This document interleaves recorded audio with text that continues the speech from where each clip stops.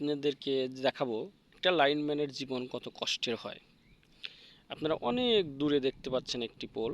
ওই পোলে আমাদের এই মাঠের একটি সেকশন আছে, প্রায় 500 ফিট দূরে, সম্পূর্ণ কাদা। আমার সহকর্মী মোহাম্মদ মাসুদ রানা, আপনারা দেখেন, এই যে তিনি তার জুতা বুট সব কিছু তিনি এগুলো এখানে রেখে চলে গেছে ওখানে বিদ্যুৎ দেওয়ার জন্য।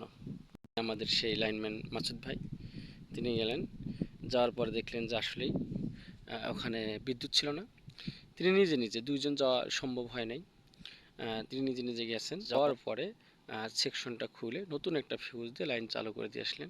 আপনারা দেখেন বিশাল বড় মাঠ, এই যে বিশাল বড় মাঠ, মাঠে অনেক কৃষক কাজ করতেছে।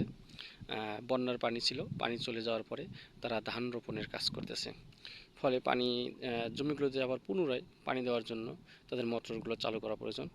এই যে আমাদের বিশাল বিদ্যুৎ লাইন, এই বিদ্যুৎ লাইনে ঠিক এই পোলে, এই যে দূরে দেখতে পাচ্ছেন, এই যেখানে এই কাট আউটটা কেটে গেছিল। ঠিক আছে, লাগাতে চলে আসলো আমাদের মাসুদ ভাই, অনেক কষ্ট করে চলে আসছে প্রায়। দেখেন, এই যে আমাদের মাসুদ ভাই, মাসুদ ভাই দেখতে পাচ্ছেন,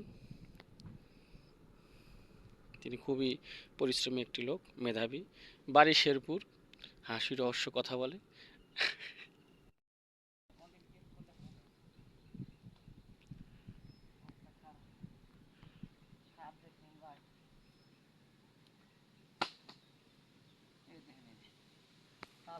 দেখেন কি করুণ অবস্থা। পুকুরে যান, পুকুরে যা পরিষ্কার করে নেন একবারে।